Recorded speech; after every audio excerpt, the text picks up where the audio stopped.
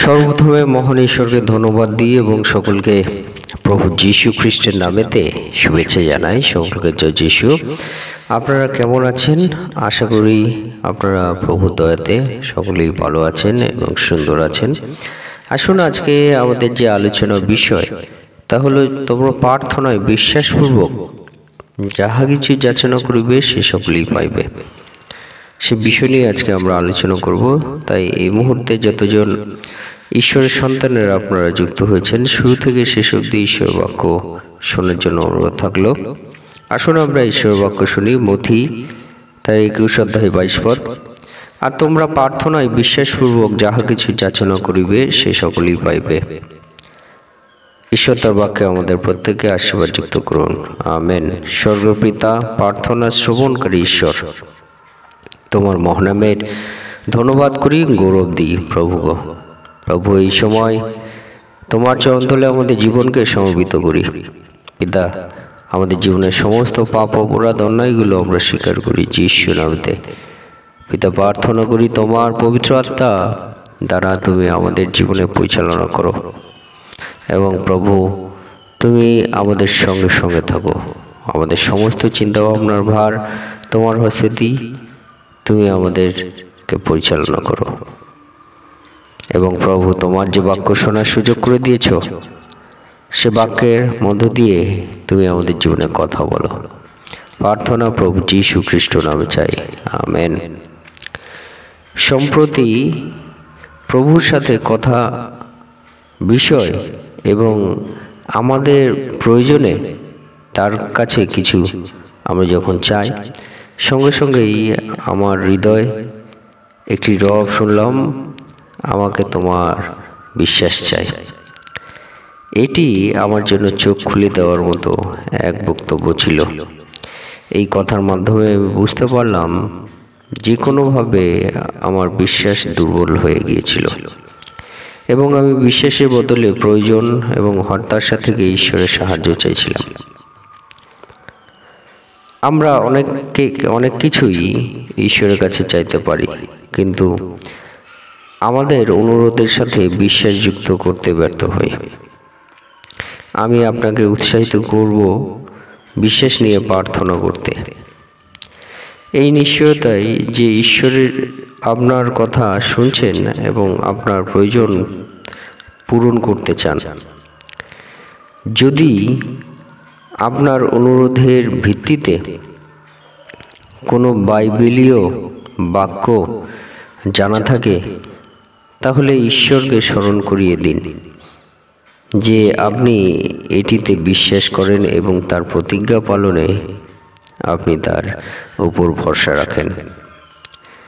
বাক্য দিয়ে প্রার্থনা করা বা প্রার্থনাকে শাস্ত্রের বাক্যে পূর্ণ করা একটি উত্তম কাজ। যখন আমরা নম্রভাবে ঈশ্বরকে তার বাক্য স্মরণ করিয়ে দিই, এটি দেখায় যে আমরা তার বাক্য ও তার উপর আস্থা রাখছি। এটি আমাদের বিশ্বাসকেও শক্তিশালী করে যখন আমরা তার উত্তর দেওয়ার জন্য অপেক্ষা করি। আসুন আমরা ঈশ্বরের কাছে কৃতজ্ঞ হই এই সুযোগের জন্য যে আমরা প্রার্থনা করতে পারি এবং তার ইচ্ছা অনুসারে বিশ্বাসে প্রার্থনা করলে তিনি উত্তর দেবেন বলে ভরসা রাখি। আমাদের সাহায্য করার জন্য তাকে ধন্যবাদ জানাই। ঈশ্বর তার পবিত্র বাক্য আমাদের জন্য আশীর্বাদযুক্ত করুক, আমেন, হালেলুয়া। অর্থাৎ পিতা ঈশ্বর তিনি আমাদের প্রার্থনা শুনতে চান। আমরা আমাদের জীবনে যা কিছু আমরা চাই, তিনি চান সমস্ত কিছু যেন আমরা তার কাছে বলি। আমাদের সকলের প্রার্থনা দিনের শুরু যেন আমরা তার কাছে উৎসর্গ আমরা করি। তিনি চান যেন আমরা তার কাছে উৎসর্গ করি। আর যখন আমরা তার কাছে প্রার্থনা আমরা উৎসর্গ করি, তার কাছে আমরা চাই, যাচনা করি, তখন আমাদের জীবনে চাওয়া যাচনা করা, তার কাছে আমরা যেন পাই, এই বিষয়গুলো আমরা গুরুত্ব দিই। কিন্তু পিতা ঈশ্বর তিনি আমাদেরকে বলতে চান যে আমরা অবশ্যই যেন আমরা যাচনা করি, আমরা যেন চাই, আমরা যেন তাকে ডাকি, তাকে আহ্বান করি, আমাদের প্রয়োজনীয়গুলো তার কাছে যেন আমরা চাই। কিন্তু পিতা ঈশ্বর তিনি আমাদেরকে বলতে চান যেন সেই চাওয়ার সঙ্গে সঙ্গে আমরা আমাদের বিশ্বাসটা আমরা চেঞ্জ করে দিই। অর্থাৎ প্রভু তিনি আমাদেরকে বলেন বিশ্বাস সহকারে যদি আমরা তার কাছে আমরা চাই, সেই কার্যগুলো সম্ভব হয়। কারণ বলছে বিশ্বাস এমন একটি বিষয় যে সর্ষের দানার তুল্য। যদি সর্ষের দানার মতো আমাদের বিশ্বাস থাকে, প্রভু বলছে তিনি পাহাড় তিনি সরিয়ে দেবেন এবং সেখান দিয়ে রাস্তা করে দেবেন। হালেলুয়া। অর্থাৎ আমরা অল্প বিশ্বাস, আমাদের যদি অল্প বিশ্বাসও থাকে, প্রভু তিনি কার্য করেন, তিনি আমাদের প্রার্থনা শ্রবণ করেন। তাই সকালে আমরা কিভাবে আমরা প্রার্থনা করব? আমরা সকালে যেন আমরা বিশ্বাস সহকারে আমরা প্রার্থনা করি। দুপুরে আমরা কিভাবে প্রার্থনা করব? বিশ্বাস সহকারে যেন প্রার্থনা করি। রাতে আমরা কিভাবে প্রার্থনা করব?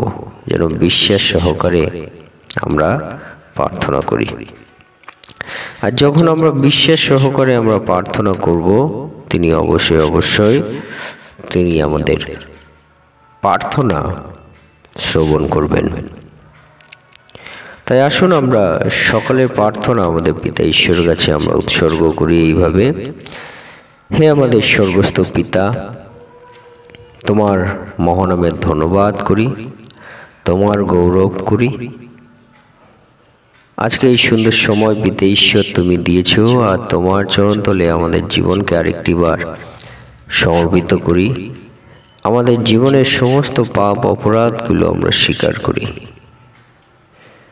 প্রভু গো, তোমার পবিত্র আত্মায় তুমি আমাদের পরিচালনা করো এবং আমি বিশ্বাস করি প্রভু তুমি জীবন্ত, তুমি প্রার্থনা শ্রবণ করে থাকো, তুমি আমাদের সঙ্গে সঙ্গে আছো পিতা। প্রভু আমাদের জীবনে তোমার দয়া, তোমার অনুগ্রহ, তোমার শান্তি তুমি আমাদের জীবনে বর্ষিত করো পিতা। তুমি আমাদের আত্মিক শান্তি দান করো, তুমি আমাদের মানসিক শান্তি দান করো পিতা। তুমি আমাদের জীবনে উন্নতি প্রদান করো। বিশ্বাস করি প্রভু গো, তুমি আমাদেরকে চালাবে, আমাদের জীবনে তোমার দয়া, তোমার আশীর্বাদ বর্ষিত করবে। বিশ্বাস করি। এই প্রার্থনা একমাত্র নাসরীয় জীবিত যীশু খ্রিস্ট নামে চাই। আমেন। জয় যীশু, জয় যীশু।